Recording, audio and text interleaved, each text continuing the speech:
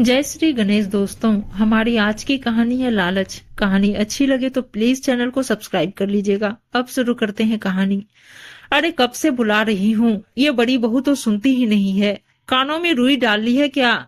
सुमिता जी चिल्लाकर बोलती है तो गरिमा तेजी से दौड़ती हुई आती है। मम्मी जी, आपने बुलाया? वो मैं छत पर से कपड़े उतार रही थी तो आपकी आवाज सुनाई नहीं दी। अब फालतू की बहानेबाजी रहने दे। मुझे तेरी कामचोरी के नाटक सब पता हैं। अब चुपचाप रसोई में जाकर चाय बना ले। सर्दी हो रही है, मुझे चाय की तलब लग रही है, पर तुझे तो अपनी सास की परवाह ही नहीं है। वो गुस्से से बोली। गरिमा चुपचाप रसोई में चल दी और चाय चढ़ा दी। थोड़ी देर में घर की छोटी बहू बाजार से आ जाती है। भाभी, मेरे लिए भी चाय बना देना, शॉपिंग करके मैं थक सी गई हूँ।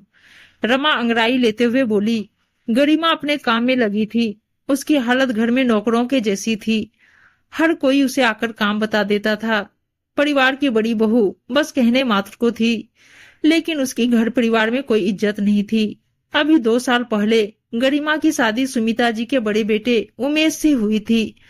उमेश का काम धंधा मंदा ही चलता था, मतलब उसकी इतनी अच्छी कमाई नहीं थी। वो 6-7 महीने में नया धंधा करता, पर उसमें उसको जरा भी सफलता नहीं मिल रही थी।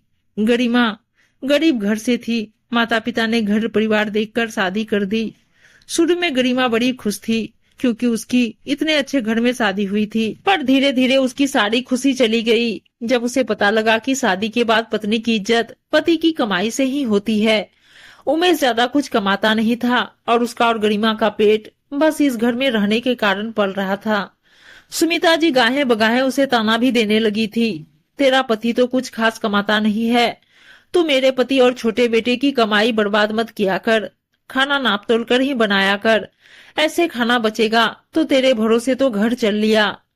गरिमा अपमान के घुट पी लेती, क्योंकि पैसा हो तो इंसान बोलता है। उमेश भी सब जानता था, लेकिन चुप रहता था। अभी साल भर पहले छोटे देवर नितेश की शादी रमा के साथ हुई थी। नितेश की एक अच्छी कंपनी में नौकरी थी, तो उसे पैसे वाला ससुराल मिला था।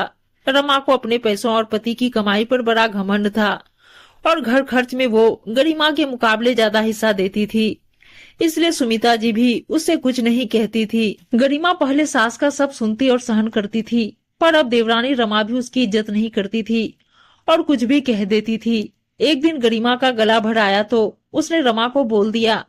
रमा, मैं तुमसे बड़ी हूँ, तुम्हारी जेठानी हूँ। तुम मुझे पैसों का ताना देने वाली कौन होती हो? मैं माँ जी की सुनती हूँ, पर तुम्हारी नहीं सुनूंगी। अपनी जेठानी को बोलते देख रमा ने घर में हल्ला मचा दिया। पूरे घर में तूफान ला दिया और नितेश को लेकर अलग होने की धमकी दे दी, और गरिमा को मजबूर कर दिया कि वो रमा से माफी मांगे।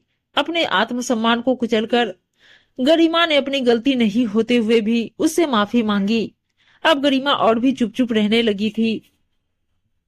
उमेश अपनी हर संभव कोशिश कर रहा था, पर उसे धंधे में कहीं भी सफलता नहीं मिल रही थी।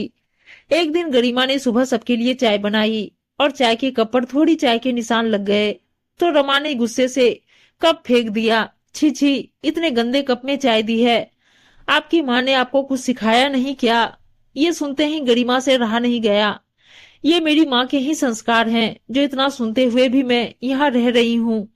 तभी रमा बोलती है, ये आपकी माँ के संस्कार नहीं है, ये आपकी मजबूरी है। भाई साहब तो खास कमाते नहीं है, आप तो ससुराल की धन दौलत लेने की वजह से यहाँ पर टिकी हुई हो। सुमिता जी रमा का समर्थन करती है। सही है, इसकी नजर तो हमारी दौलत पर है, तभी तो यहाँ रह रही है। घर खर्च में भी खास हिस्सा नहीं देते हैं और दोनों जने हम पर बोझ बने हुए हैं। आज गरिमा का आत्मसम्मान चीखने लगा। मम्मी जी, ना मुझे आपके पैसे चाहिए, ना ही आपकी संपत्ति। मुझे आपकी दौलत का लालच नहीं है। आज से ये सब आपको मुबारक। हम अपने रहने और खाने का ठिकाना ढूंढ लेंगे। मैं आज ही अपने पति के साथ ये घर छोड़ दूंगी। आपको तो मुफ्त की नौकरानी मिली हुई थी, अब आपका घर कैसे संभलेगा, ये आपको सोचना है। उमेश ने भी गरिमा का साथ दिया और दोनों ने घर छोड़ दिया। सुमिता जी, रमा और नितेश देखते ही रह गए। गरिमा ने अपने आत्मसम्मान की रक्षा करने में देरी की, पर उन्होंने किराए का कमरा लिया और कुछ ही महीनों में उमेश का धंधे ने रफ्तार पकड़ ली और 2-3 सालों में वो शहर का जाना माना सफल बिजनेसमैन बन गया।